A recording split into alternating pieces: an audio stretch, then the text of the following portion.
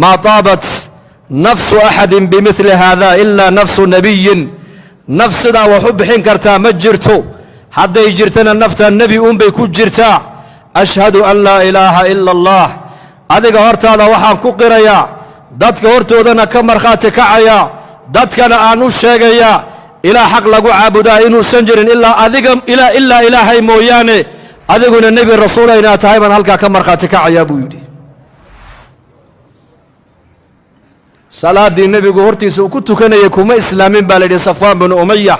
لأن مددن بالنبي قال له جوجو أكثر سنة يسقى مشركة والنبي قال صود وين يي وعمر كان صلاة الله تكنا ينا مكان لقو تكنا ينا انتو النبي قال هراي أبحو أيو صفوان بن أمية قدال أبحو النبي قال يا صحابته سدوا عبادة سنة ينبو فيرين يي كيف يدي النبي قال تكنا يكون إسلامين وعوكو إسلام ونكاب بدي الشيء ده سن مدي النبي محمد مركو أركيبه كو إسلام دين إسلام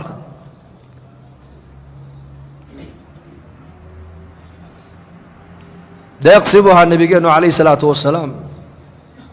لقد كان لكم في رسول الله أسوة حسنة وفلي يقفك إله إلا كل كيس الرجينية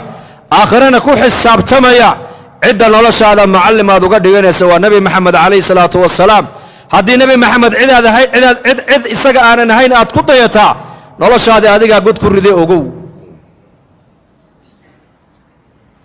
مدينة المنور نبي يمدي wuxuu arkay yahuudi magaalada madiina kula noolayd oo caashuura soomaysa markaa buu nabigu ku yiri maalinkan ay soomayaan waa maxay waa maalinkii ilaahay nabi Muuse calayhi salaam uu badbaadiyay ee fircoonna laga halaagay weeyaan markaa Muuse ayaa soomay shukran li rabbihi buu u soomay reer bani Israa'iilna waa cibaadadooda weeyaan oo way soomaan markaa buu nabigu saxaabadiisii ku yiri anaga nabi Muuse uga xaq leh sooma buu rasuulku yiri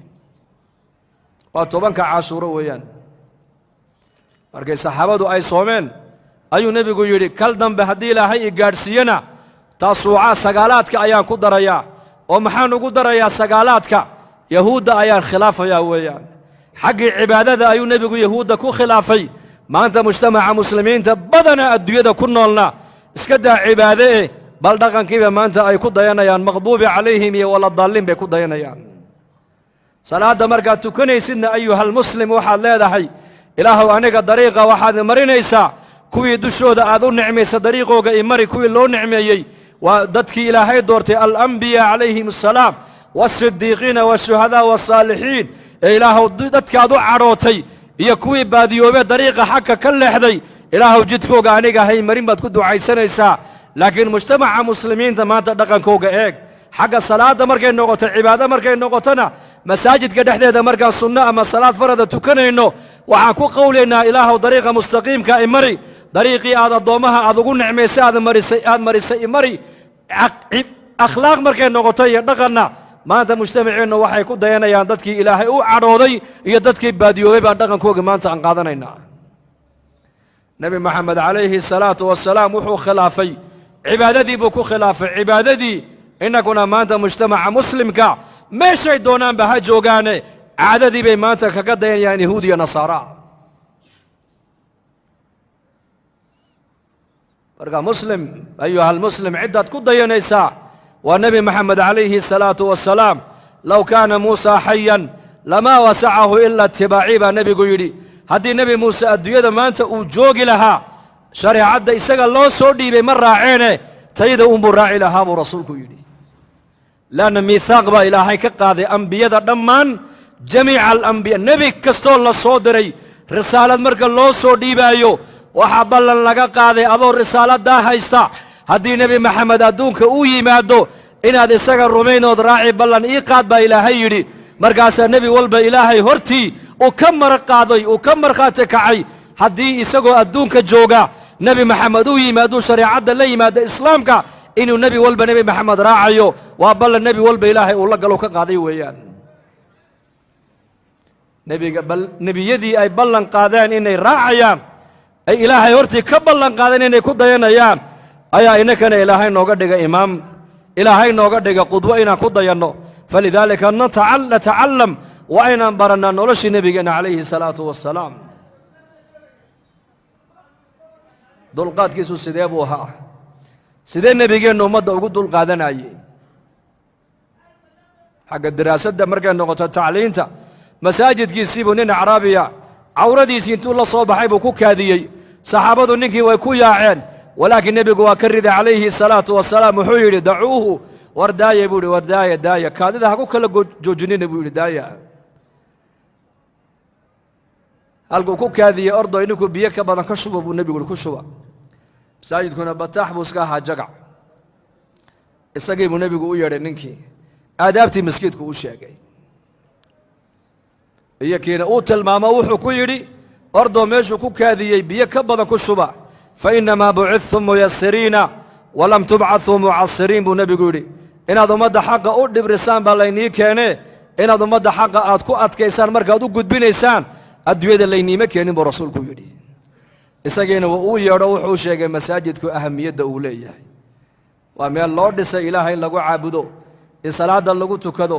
in qur-aanka lagu akhristo in diinta lagu barto markaasuu u sheeguu yidhi waa masaajid aqalkan ilaahay baa iska leh waa meel daahira weeyaan leanna markaasuu saxaabigii nebiga ammaani jiray markii dambe mucallim buu ahaa kayfiyaddaasuu nebigu ummadda wax u baraayey sala allahu calayh wasalam khudbadda mambarka isagoo khudbadaynaya nin acraabiya isdhex taagay dadka dhexdii oo yidhi rajulun ghariib baan ahay jaa'a yas'alu can diinihi laa yadri maa diinuhu nin ghariiba ayaan aho diinta islaamka ku cusub oo u yimidee diintiisa islaamka inuu wax kaa weyddiiyo khudbaddii jumcada intuu nebigu joojiyey ayuu ka dhaadhaco ninkii halkiibuu ugu tegey kursigii baa la daba qaaday nebiga calayhi salaatu wasalaam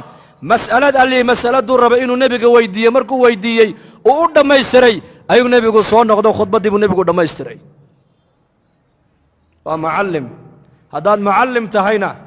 mahalkaagu waa nebi maxamed calayhi salaatu wasalaam mathalu laclaa ciddaad ku dayanayso waa nebi maxamed calayhi salaatu wasalaam haddaad qaa'id ummadeed aad tahayna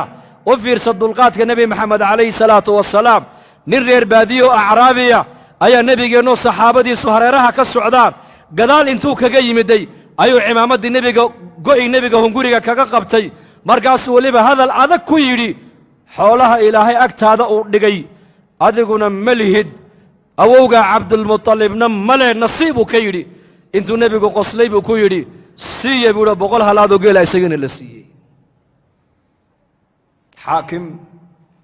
haddaad cid ku ummad taladeeda aad haysid ama magaalo xakum ama waddan xakum ama tuulo xakum ama tala reereed hay cidda aad ku dayanaysa waa nebi maxamed waa mathalu lacla dhinac walba waxa uu nebigu bashariyadda u yahay mithaalkii u sarreeyey lagu dayanayey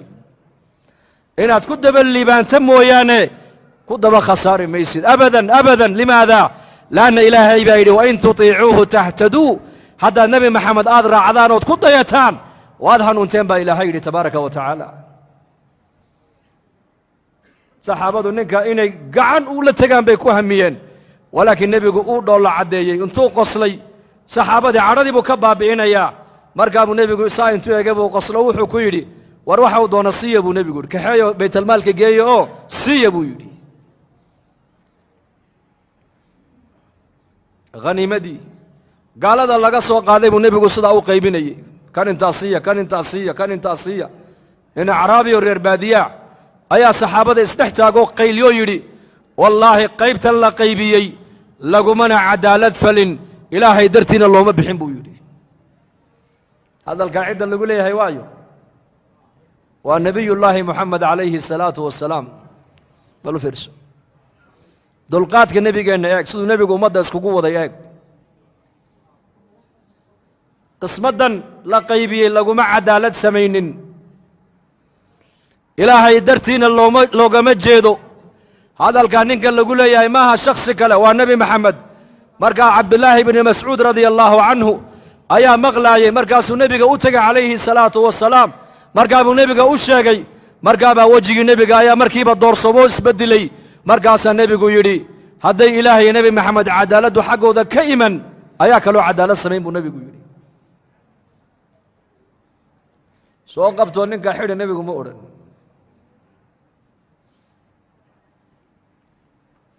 isbarbar dhig madaxda zamankan ummadda taladeeda haysa waddankay dooni ha joogaan iyo qaa'idul acdam qaa'idkii weynaaya ummadda hoggaankayga ilaahay noogu dhiibay halkay kala joogaan bal isku eg saasuu eegay nebigu sal alla alay slam markaasuu yidhi ilaahay nebi maxamed hadday iyaka cadaaladdu xaggooda ka iman ayaa kaloo cadaalad samayn kara buu rasuulku yidhi markaa buu nebigu yidhi walaalkay muuse calayhi salaam intaa in ka badanba waa la dhibo uu sabray buu rasuulku yidhi laanna qur-aankaa nebiga qabanaayey qur'aanku waa usuulu dacwa usuusha dacwadda qur-aankaa laga bartaa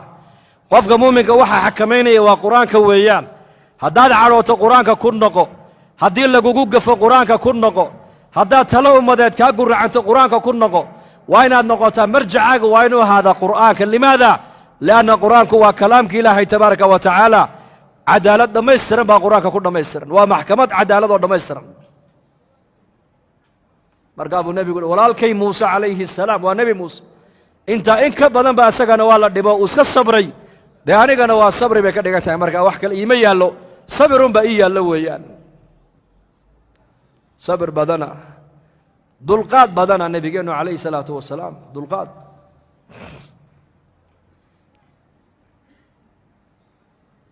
mas-uul isagoo ummad taladeeda haya ka daciifka ka qawiga ka ilaahay adeecaya ka cibaadadiisu naaqis ka tahay ka xaqa ilaahay ilaalinaya ka xaqa bini aadanka weli aan dhammaystirin ka akhlaaqda wanaagsanne ka akhlaaqdiisu ay liidato ka diinta ku fiican ka diinta weli ku dhaqankayga ku fiicnayn intaba nebigeennu calayhi salaatu wasalaam ummaddiisa uu isku waday ra'iisu lmunaafiqiin cabdullaahi bnu ubaya bnu salool inankiisii baa nebigeenna u yimid calayhi salaatu wasalaam markii laga soo noqday ghaswat alaxzaab markaasuu yidhi yaa rasuula allah aabbahay munaafiqnimadiisii caddaatay waxaan ka baqayaa aabbahay nin muslima intuu dilo ninkaa muslimka ee saxaabiga aabbahay dilay inay anigana gacan igaga siibato sidaa naar ku galaan ka baqayaa aabbahay kurkiisa anigaa soo goynoo kuu keeniye igu fasax buu ka yidhi aabbihiina waa ra'iisu lmunaafiqiin weeyaan markaa buu nebigu yidhi may kugu fasaxi maayo buu ka yidhi waayo la odhan maayo saxaabi baa munaafiq dila la odhan maayo lagu sheekayn maaye waxaa lagu sheekayn saxaabadii muxamed baa islaynayso kurka iska jaraysa adigana waa aabbaha suxbaddiisa wanaaji buu ka yidhi u samafal annagana sharkiisa ilaahay baa naga kaafin doona buu rasuulku ku yidhi muddo yar kadib ninkaa uu dhiman doonaa ra'iisulmunaafiqiin deedna markuu dhinto saxaabigii uu dhalay baa nebiga u iman doona wiilkiisa cabdullaahi baa iman doona oo nebiga ku odhan doona iigu tuko markaa cumar bnu khadaab baa ku odhan doona yaa rasuulallah munaafiqa ha ku tukane daac ila salaata aljanaasaha qofka lagu tukanayo waa ducayn qofka loo ducaynayo weeyaan markaa buu nebigu ku yidhi cumar waan ku tukanaya iska daa buu ka yidhi markaa buu yidhi yaa rasuula allah ma ninka munaafiqnimadiisu ay caddahay qur-aankuna uu fadeexadeeyey maad ku tukanaysaa markaa buu yidhi yaa cumar aniga khiyaar baa ilaahay ii siiyo waa kii yidhi istakfir lahum aw laa tastakfir lahum in tastakfir lahum 70 maratan falan yakfir allaahu lahum khiyaar baa ilaahay aniga ii siiyo waa ka ilaahay igu leh haddaad doonta u dembi dhaaf dalab oo u duceey weeyaan haddaad doontana haba u ducayn haddaad kuwaa 70 jeer ilaahay aad dembi dhaaf u weyddiisana loo dembi dhaafi maayo baa laygu yidhiye khiyaar baa laysiiyo khiyaarkaa horreeye han ku tukadee cumarow iska kaydaa buu nebigu ku yidhi nebigu waa og yahay ninkaa salaadda nebi maxamed uu ku tukanayo inaysan waxba u taraynin waa og yahay laakiin nebigu ayuu ilaalinayaa wiilkiisa saxaabiga ee jaliilka ee dharaariya habeen nebiga ag taagan ee diinta islaamka difaaceega dhiiggiisa ula diyaaray inuu ku bixiyo kaabuu nebigu qalbigiisa dhowrayaa markaa nebigu ummaddiisa uu isku wadaa uu ha ku tukaday nebigu calayhi salaatu wasalaam haddana markaasuu yidhi yaa rasuula allah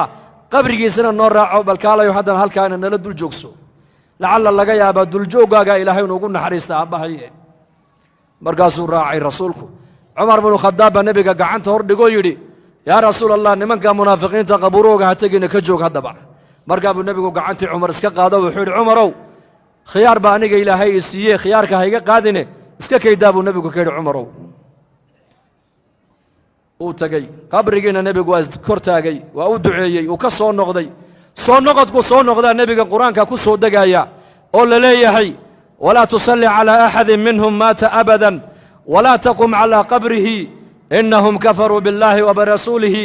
wamaatuu wahum faasiquuna baa lagu yidhi maanta wixii ka dambaysa baa nebiga lagu yidhi kuwa munaafiqiinta salaadna kuma tukan kartid oo uma ducayn kartid qabuurtoodana haskor taagin baa nebiga lagu yidhi aayaadka qur'aankee soo degay iyo waxaa iswaafaqay tala bixintii cumar binu khadaab uu soo jeediyey maalinka intii ka dambaysay baa la yidhi cumar binu khadaab marka talada uu nebigu saxaabada uu shuurada uu tala gelinayo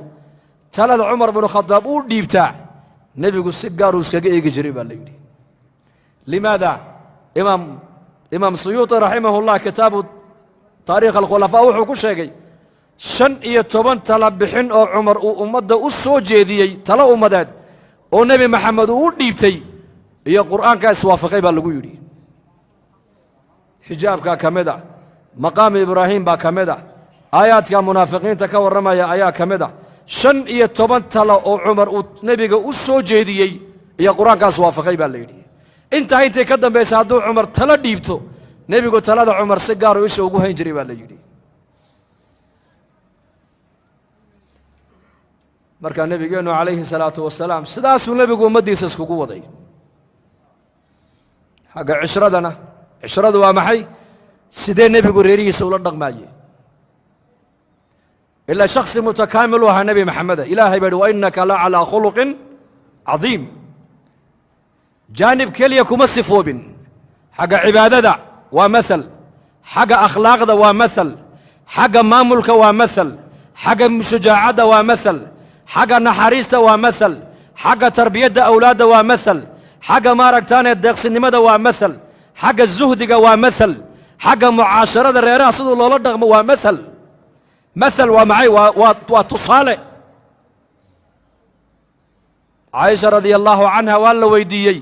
aqalladiisa nebigu markuu joogo muxuu qaban jiray noo sheeg baa lagu yidhi markaasay tidhi umma almu'miniin caaisha radia allaahu canha waxay tidhi aqalka markuu nebigu joogo wuxuu qaban jiray may nii sheegaa kabta isaga ka gooday buu nebigu iska toolan jiray marada ka dildillaacantina nebigu uu karkaran jiray neefkiisana uu maalan jiray aqalka dhexdeeda adeeg waxaan u baahanayna nebigu waa noo qaban jiray tidhi isagaa noo adeegi jiray adeeg laakiin salaadda hadday gaadho nebigu salaadduu u baxaya calayhi salaatu wassalaam xuquuqda eheladiisa uu ilaalin jiray bal isagaa inoo sheegoo yidhi nafaqada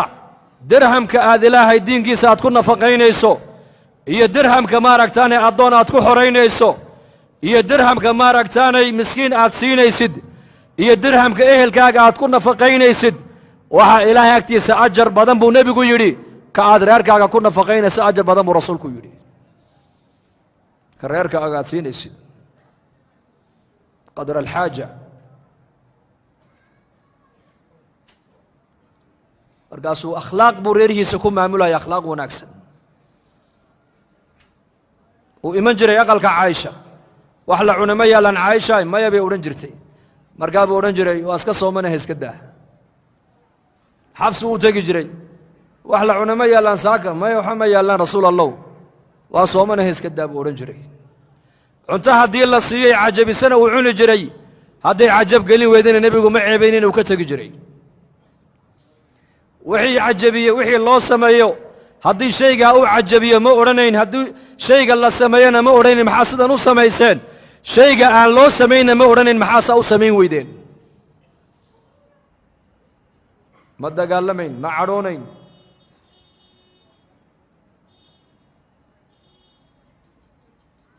hal mar bay dumarkiisu nebiga ay intay isku yimaadeen yidhaahdeen muu nebigu biilna siiyo masaariif waatan dowladda islaamku dhaqaalo yeelatee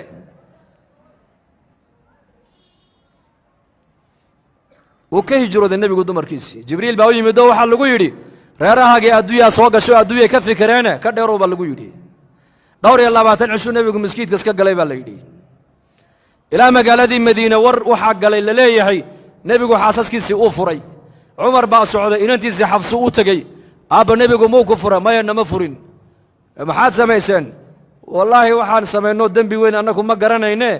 waan isku imanoo waxaan soo hadal qaadno nidhi